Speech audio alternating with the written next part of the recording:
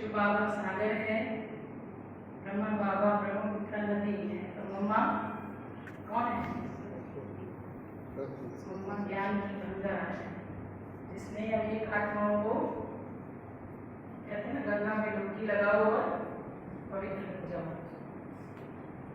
तो मम्मा की बहुत सारी विशेषताएं आज होली के द्वारा हमने सुनी, ईद के द्वारा सुनी, दीदी ने भी सुनाई। आज 24 जून विशेष मम्मा का स्मृति दिवस अवेदी दिवस है। तो आप सब जानते हैं कि मम्मा के बारे में बहुत कुछ आपने पढ़ा सुना है, लेकिन अंत समय में मम्मा की स्थिति कैसी रही 2 मिनट में अगर उस बात को हम सुने, क्योंकि मम्मा 16 वर्ष की उम्र में यज्ञ में आई, जैसे दीदी ने सुनाया, और बाबा की आज्ञाकारी बन करके बाबा की हर बात को जीवन में उतार कर मम्मा मम्मा बनी।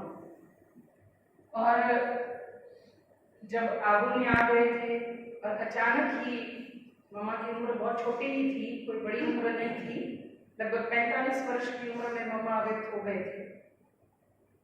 तो मतलब 44 वर्ष की उम्र में ही मम्मा को अचानक ऐसे थोड़ा दर्द हुआ चेस्ट में, और जब मम्मा कहीं सेवा में गई हुई थी तो बाबा को सूचना मिली कि मम्मा को ऐसे ऐसे दर्द हुआ है, काफी ज्यादा है। बाबा ने कहा मम्मा आबू में ना आकर, मधुबन में ना आकर बॉम्बे जाए और डॉक्टर से चेकअप करवा ले।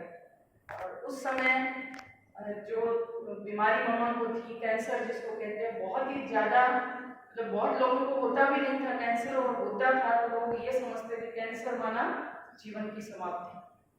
तो डॉक्टर ने डिक्लेयर कर दिया कि मम्मा को कैंसर है, और कोई इलाज भी नहीं था उस समय कैंसर का, बस एक रेडियोथेरेपी थोड़ा उसमें शुरू हुई थी, बाकी और कुछ भी इतना ज्यादा इलाज नहीं था।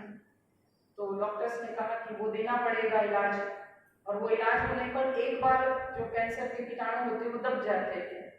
तो मम्मा थी ना, वो सेवा में पीछे हटने वाली कहानी, लगा तो ठीक है, और मम्मा फिर वैसे ही सेवा में लग गई जैसे पहले लगी हुई थी।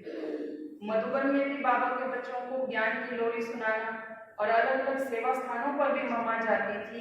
आप सब सुनते रहते हैं, मम्मा कभी पंजाब के कई सेवा केंद्र जो उसमें नए नए बने थे, और भी स्थान, और जहाँ पर कभी परिस्थिति विकट होती थी तो बाबा जरूर मम्मा को भेजते थे। जैसे हापुड़ का हम सुनते हैं कि हापुड़ में परिस्थिति बहुत ज्यादा ऐसी हो गई थी, तो बाबा ने मम्मा को भेजा, और मम्मा ने अपने शिव शक्ति स्वरूप से विघ्नों को दूर किया। और सेवा के इसी क्रम में अचानक फिर से 6 मास बीते, और मम्मा को फिर थोड़ा दर्द शुरू हो गया, और जब फिर से डॉक्टर को दिखाया गया तो डॉक्टर ने कहा कि रोग तो बहुत ज्यादा फैल चुका है, और अब तो इसका कोई इलाज नहीं है। और डॉक्टर ने रमेश भाई जी, जो उस समय बॉम्बे में थे, उनको स्पष्ट कह दिया कि अब आपकी मम्मा के पास सिर्फ 4 महीने हैं। रमेश भाई को थोड़ा एकदम झटका लगा, ऐसे कैसे अचानक, डॉक्टर ने बिल्कुल टाइम फिक्स कर दिया। तो रमेश भाई ने वो बात मम्मा को न बताकर फोन से बाबा को बताई कि बाबा डॉक्टर ऐसे ऐसे बोलते हैं। तो बाबा ने कहा बच्चे मुझे क्यों बताते, ये बात मम्मा को बोलो। रमेश भाई कहते बाबा मम्मा को कैसे बोलूं? तो बाबा कहते आप क्या समझते हो, वो शिव शक्ति है, उसने अपने कर्मेंद्रियों को जीत रखा है, देह के ऊपर उसका पूरी तरह से राज्य है, वो देहातीत है, इसलिए उसको कोई सदमा नहीं लगेगा, कोई धक्का नहीं लगेगा। तो मम्मा को ये बात बता दो, और जो भी निर्णय होगा आगे वो मम्मा खुद ही लेगी। बाबा कोई निर्णय नहीं करेगा कि मम्मा को बॉम्बे रहना है, कहीं और या आबू आना है। तो रमेश भाई ने बहुत हिम्मत की, लेकिन रमेश भाई में इतनी हिम्मत नहीं हुई कि वो मम्मा को ये बात सीधी बताए। तो उन्होंने लिख करके मम्मा को दे दिया। जब मम्मा ने वो बात जानी, मम्मा ने कहा कोई बात नहीं, जब 4 ही महीने हैं तो यहाँ किस लिए रहना है, फिर मधुबन जाना है। 1% भी मम्मा को उस चीज का कोई फर्क नहीं पड़ा, और मम्मा ने कहा चलो बाबा के पास, और मम्मा मधुबन आ गई। और आप सबको पता है आज के समय में भी और उस समय में भी तकलीफ तो वही थी ना, कैंसर ऐसी तकलीफ थी, मम्मा को इतना बढ़ गया था, लंग्स में भी हो गया था, फेफड़ों में, तो उसकी वजह से सांस में बहुत तकलीफ होती थी, और वो तकलीफ रात को ज्यादा होती थी।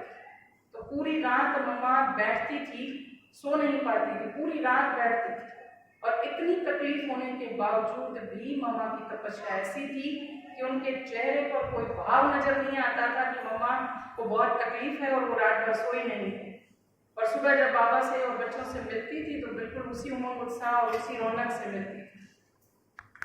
लेकिन शरीर तो अंदर से धीरे धीरे समाप्ति की तरफ जा रहा था। और 24 जून का वो दिन भी आ गया। ड्रामा में वो दिन फिक्स था, लेकिन कोई जानता नहीं था कि आज वो दिन है जिस दिन ये महान आत्मा इस साकार देह को त्याग कर अव्यक्त स्वरूप को धारण करने वाली है। और सुबह 10 बजे का समय था।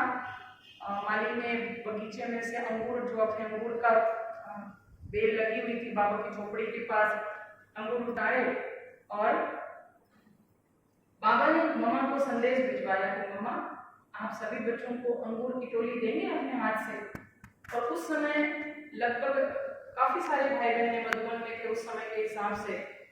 तो मम्मा ने पूरी रात, मम्मा को उस समय श्वास की इतनी तकलीफ थी और पूरी रात मम्मा सोई नहीं थी। और मम्मा ने कहा जी बाबा, ऐसे नहीं कि कैसे क्या। और मम्मा के इस बात से संबंधित बहुत अनुभव हमने सुने।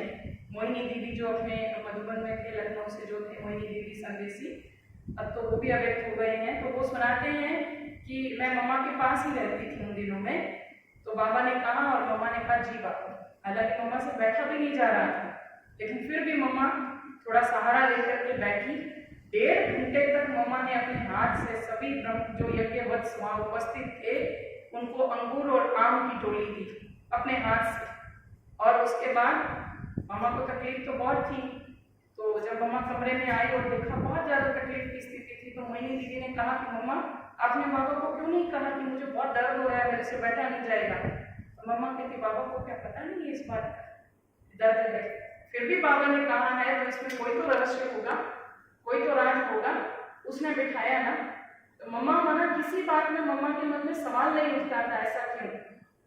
और उसी दिन शाम को 4 बजे मम्मा व्यक्त हुई। हालांकि साकार मम्मा बाबा ने भी ड्रामा के इस सीन पर थोड़ा शिव बाबा से प्रश्न किया, बाबा अब भी क्यों। लेकिन शिव बाबा ने कहा ड्रामा की घड़ी यही है। और बाबा भी मजबूत हुए और बच्चे भी। लेकिन हम सब ब्रह्मा वत्सों का या मम्मा बाबा का या दादियों का आपस में दैहिक रिश्ता नहीं है, और हम सबका दैहिक प्यार नहीं है, हम सबका आत्मिक प्यार है। इसलिए भले वे ना रहे। अब कई बार कोई सोचते हैं हमने कौन सा मम्मा बाबा को देखा, हमने कौन सा पालना ली मम्मा बाबा से, लेकिन हम ये कह सकते हैं हम वो अव्यक्त पालना आज भी ले रहे हैं। अब मम्मा की मुरली ऐसे लग रहा था जैसे पूरे वर्ष भर के लिए मम्मा ने पालना के लिए, शक्ति के लिए एक बल भर दिया आत्मा में। और एक एक पॉइंट ऐसे लग रहा था हम अपने पुरुषार्थ को देखें कहाँ हैं हम। तो यही तो पालना बाबा रोज मुरली के द्वारा और मम्मा मुरली के द्वारा हमें दे रही है। इस प्रकार मम्मा अव्यक्त होके भी आज हमारे बीच में है। हालांकि उस आत्मा का तो पार्ट पहले दिन से शेष है। और अब भी बाबा ने कहा श्री कृष्ण की आत्मा को जन्म देने के निमित्त भी वही आत्मा बनने वाली है। ये राज तो बाबा ने बहुत स्पष्ट खोला हुआ है। मम्मा और विश्व भाव वो दोनों निमित्त बनेंगे पवित्रता और योग बल से श्री कृष्ण को जन्म देने के। और फिर वही मम्मा कहते ना राधे अनुराधे बनती है। भक्ति मार्ग में कहानी सुनते ये राधे, मम्मा का नाम इस जन्म में राधी, राधे नहीं था, राधी सिंधी में जैसे राधी, और वो राधी सतयुग में राधिका बनती है और वही भविष्य में श्री लक्ष्मी बनती है।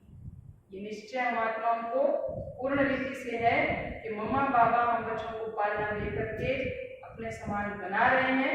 और आज ही भाई ने गीत में कहा ना क्या उपहार दे रहे, तो मम्मा को और कुछ नहीं चाहिए, क्योंकि अभी हम सब में बहुत कमियां हैं। और मम्मा हमारी शक्ति सेना की कमांडर, कमांडर को देख करके हम अपने आप को चेक करते हैं, टैली करते हैं कहाँ है। जो वो हापुड़ की बात हम सुना रहे थे, एक बार हम जरूर सुनाना चाहेंगे कि जो हंगामा करने वाले विरोधी थे ना, और वो मम्मा को देखकर जो शांत हुए और नीचे आए, तो जो लोग थे उन्होंने कहा क्या हुआ। तो उन्होंने कहा कि अगर आपको ब्रह्मा कुमारी देखनी हो ना, क्योंकि ब्रह्मा कुमारियों का नाम उस समय प्रचलित हो गया था, तो ब्रह्मा कुमारी देखनी हो तो इनकी मम्मा को देखो। और आज हम सब ब्रह्मा कुमारी जो भी समर्पित बहने हैं ना, अगर हम किसी को देखते हैं ना गोल अपना लक्ष्य, तो मम्मा को देखते हैं। मम्मा कैसी थी, मम्मा का स्थूल और सूक्ष्म दोनों ही पुरुषार्थ ऐसा था जो हमारे लिए एग्जाम्पल है। और आज आप सभी बहुत सौभाग्यशाली हो कि आज ममा के दिन आप सभी यहाँ उपस्थित हो।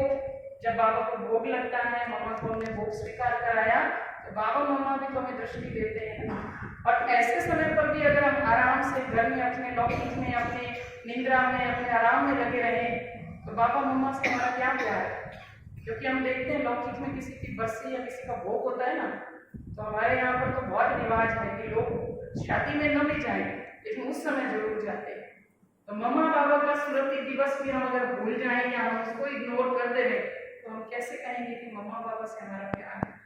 तो आप सभी को मम्मा बाबा की कितनी दृष्टि की शक्ति प्राप्त हुई होगी। डायरेक्ट भले घर बैठों को भी मम्मा बाबा प्यार करते हैं, लेकिन डायरेक्ट भोग के समय भोग का बहुत महत्व होता है।